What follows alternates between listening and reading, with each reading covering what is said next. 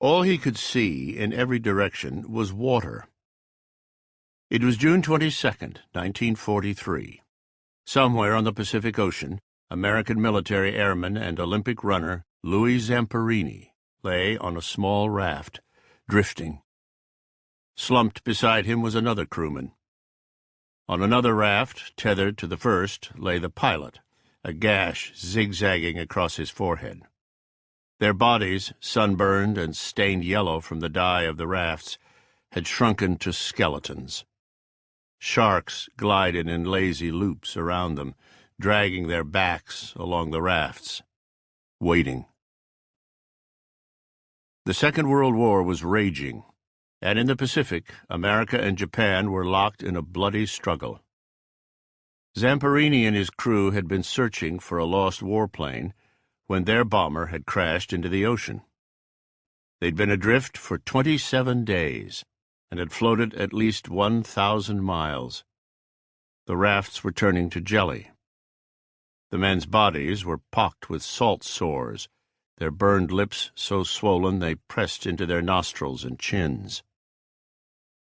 They spent their days watching the sky, singing White Christmas. They were alone on 64 million square miles of ocean. A month earlier, 26-year-old Zamperini had been one of the greatest runners in the world. Now his body had wasted to less than 100 pounds, and his famous legs could not lift him. Almost everyone, outside of his family, had given him up for dead. On that 27th day, the men heard a distant, deep strumming. Their eyes caught a glint in the sky, a plane high overhead. Zamperini fired 2 flares and shook powdered dye into the water, enveloping the rafts in a circle of vivid orange. The plane kept going, slowly disappearing. The men sagged. Then the plane reappeared. The crew had seen them. Overjoyed, the castaways shouted, waving arms, starved to little more than bone and skin. The plane dropped low and swept alongside the rafts. Zamperini saw the crewmen's profiles dark against bright blueness. Suddenly, there was a terrific roar, and the ocean seemed to boil. It was machine gun fire. This wasn't an American rescue plane. It was a Japanese bomber. The men pitched themselves into the sea and hung under the rafts, cringing as bullets pierced the rubber and sliced lines in the water around their faces.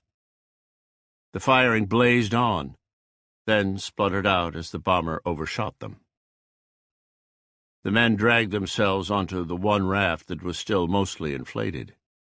The bomber circled toward them again, the machine guns taking aim.